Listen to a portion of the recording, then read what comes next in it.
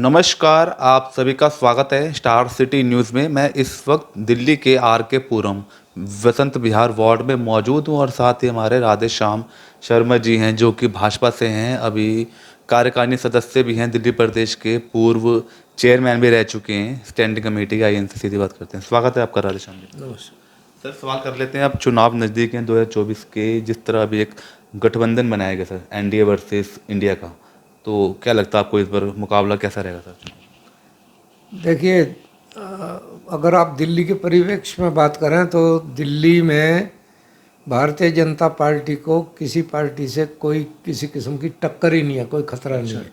सातों सीट केवल भारतीय जनता पार्टी जीतेगी, इसमें कोई संदेह नहीं है। क्यों लग रहा है आपको सर? क्या मोदी फैक्टर रहेगा या लोकसभा में जो सांसद जो काम है जिनके, क्या वो कामों को लेके जनता के बीच में?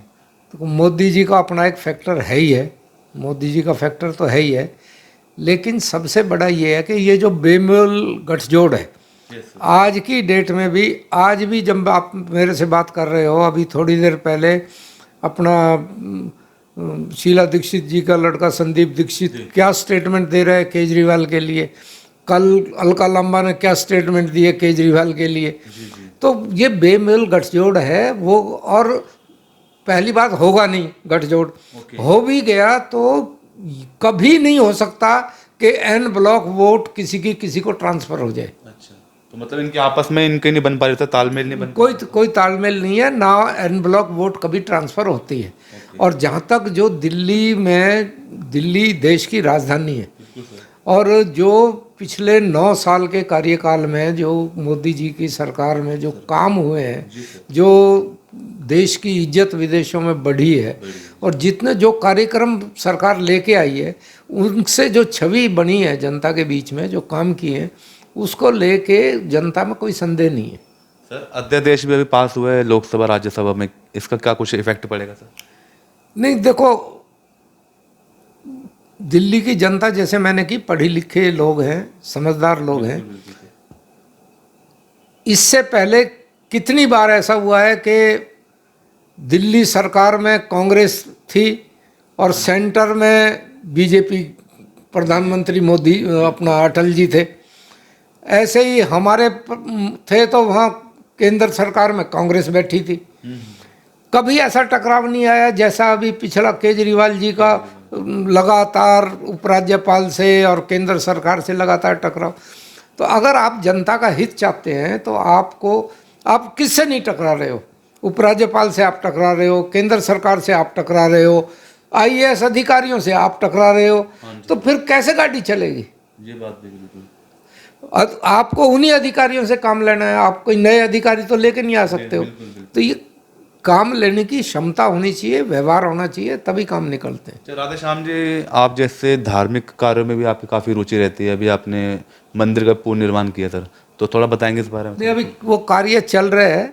ऐसा है कि मैं तो जब सक्रिय राजनीति में पदों पे था, वो जिम्मेदारी के साथ रहते हुए भी मैं, जो एक मंदिर है आर के पुरम सेक्टर 7 में, श्री मनकामेश्वर महादेव मंदिर है, जो लगभग 57-58 में वो मंदिर बना था।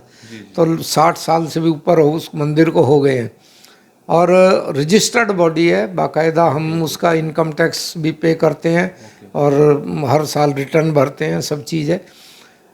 वो मंदिर कभी कोई दान नहीं आया, उसने एक कमरा यहाँ बना दिया, किसी ने एक कमरा वहाँ बनवा दिया, कभी यहाँ पे एक स्थापना हो गई, वहाँ दूसरी हो गई। तो बड़े बेतरतीब से वो मंदिर बने हुए था, उसको हमने योजनाबद्ध तरीके से, अब उसमें मान ले हम कोई भगवत कथा कराना चाहते थे, कोई राम कथा कराना चाहे, तो कोई ऐसा बड़ा हॉल नहीं था जिसमें हम 500 लोगों को, 700, 1000 लोगों को बैठा के कथा हो जाए। अब उसको हम व्यवस्थित ढंग से उसको दोबारा से बना रहे हैं।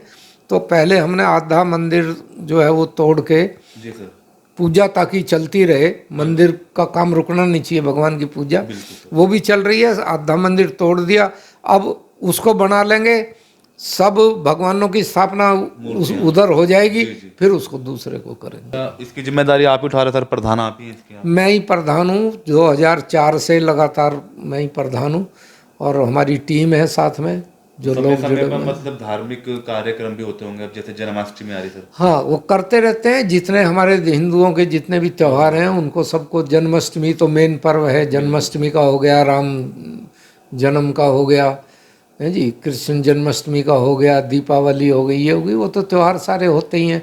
महाशिवरात्रि का पर्व हो गया, वो सभी पर्व मनाते हैं। अच्छा राधे श्याम जी, एक सवाल और कर लेता हूँ। अभी आर के पुरम विधानसभा के मुद्दों पे बात कर लेते हैं। आज के क्या हालात है, क्या मुद्दे हैं आज विधानसभा के? देखिए, आज के मुद्दे, जो सबसे बड़े मुद्दे हैं वो यही हैं कि जो दिल्ली सरकार से रिलेटेड, और वर्तमान में क्या हुआ कि जो अभी यहाँ से 3 वार्ड थे, तीनों वार्ड जो है वो आम आदमी पार्टी के काउंसलर हैं अभी वर्तमान में। अभी 4 महीने या 6 महीने भी अगर हम मान लें, 6 महीने हुए हैं उनको ओथ लिए या सरकार को, निगम में आम आदमी पार्टी को सत्ता में आए, 6 महीने में ही लोगों ने तौबा बोलनी शुरू कर दी है। अच्छा, तौबा किस तरह से? सफाई व्यवस्था बिल्कुल चरमरा गई है। Okay okay. स्ट्रीट लाइट अगर बंद हो गई हैं तो 3-3 महीने से स्ट्रीट लाइट बंद पड़ी हैं, ठीक नहीं हो पा रही हैं। अच्छा, नई लाइट लगाने का या नया स्ट्रीट लाइट के पोल लगने की तो बात ही छोड़ दें, जो पुरानी लाइट जलती थी वो भी बंद पड़ी हैं, वो भी चालू नहीं हो रही। झाड़ू लग नहीं रही। सीवर की बुरी हालत है। पीने के पानी में सीवर मिक्स होके आ रहे हैं। पानी की बहुत भारी प्रॉब्लम है। तो एक जो सिविक एम्यूनिटीज़ की प्रॉब्लम है वो दिल्ली सरकार और कॉरपोरेशन से रिलेटेड है, तो लोग बहुत परेशान हैं। तो सर आप भी पार्षद रहे अपने समय में, और आज के शासन में काफ़ी अंतर देखने को मिल रहा है क्षेत्र में सर। नहीं, निश्चित रूप से यार देखो, मैं तो 2 चीज़ें कहता हूँ मेन, और हमेशा से मैं एक बात कहता था, वो ये कि जनता को बहुत अच्छी तरह पता है कि आपकी सारी मनोकामना कोई पूरी नहीं कर सकता, सारी इच्छा पूरी नहीं कर सकता है। आपको सारी सुविधा जो भी आप सोचो वो, लेकिन जनता ये जरूर चाहती है कि जिसको मैंने चुन के भेजा है वो मेरी बात सुने, मैं अपनी शिकायत उससे कर सकूं, जब मेरे को कोई परेशानी हो तो मैं उसको जाके मिल सकूं। जी बिल्कुल। यहाँ पे दिक्कत ये हो रही है, कम से कम अगर मैं बसंत विहार वार्ड की बात करूं तो, कि पार्षद जी से मिलने की तो बात और है, लोग अगर कोई शिकायत करते हैं तो मिलने को कहते हैं कि पहले अपॉइंटमेंट लोगे तब मिलोगे, आके अपॉइंटमेंट लो। अच्छा, अपॉइंटमेंट लेनी पड़ती है मिलने के लिए भी, तो काम क्या होगा? तो मतलब वीआईपी कल्चर हो गया सर आम आदमी पार्टी में। बहुत बुरी तरह। सर इस बार आपकी पुत्र वधु भी चुनाव लड़ी थी सर बसंत विहार से। हाँ, हम थोड़ी सी वोटों की कमी रह गई, और उसका कारण था कि जिस प्रकार हमारे विरोधी ने धन बल का जिस प्रकार प्रयोग किया, उसका थोड़ा हमें नुकसान हुआ, क्योंकि धन बल का अपना एक प्रभाव होता है। और हम तो सेवा भाव पे रहे, कि जो हमने पीछे काम किए थे हम तो उसी के आधार पे थे, तो हमें फिर भी, हमें तो हम धन्यवाद देते हैं लोगों का कि हमें 40.5% वोट मिली है। लेकिन क्योंकि हमारे यहाँ डायरेक्ट फाइट हो गई थी, कांग्रेस बिल्कुल 0 हो गई, कांग्रेस को तो वोट ही 900 मिली, 1000 भी नहीं वोट मिल पाई कांग्रेस को, तो उसका थोड़ा हमें नुकसान हुआ। ठीक है सर। और कुछ लास्ट में कोई जनता को अपील देना चाहेंगे राधे श्याम शर्मा जी? नहीं, जनता को अपील मेरी तो यही है कि अब तो कम से कम जनता की, मैं तो मानता हूँ कि अब तो आंखें खुल गई हैं जनता की बहुत अच्छी तरह।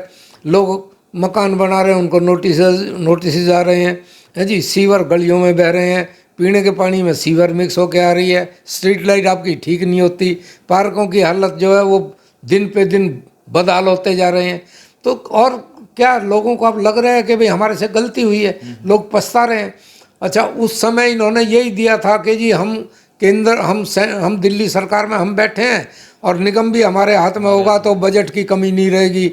अब तो जो वर्तमान में हालत आ रही है, अब तो कर्मचारियों को तनख्वाह फिर लेट होनी शुरू हो गई है, उसमें भी प्रॉब्लम आ गई है, सफाई कर्मचारियों तक की पेमेंट में दिक्कत आ रही है। तो वो हालात लोगों के सामने है। ठीक है, धन्यवाद सर। तो ये हमारी सीधी बात राधे श्याम शर्मा जी थे, स्टार सिटी के साथ मैं जितेंद्र गुप्ता।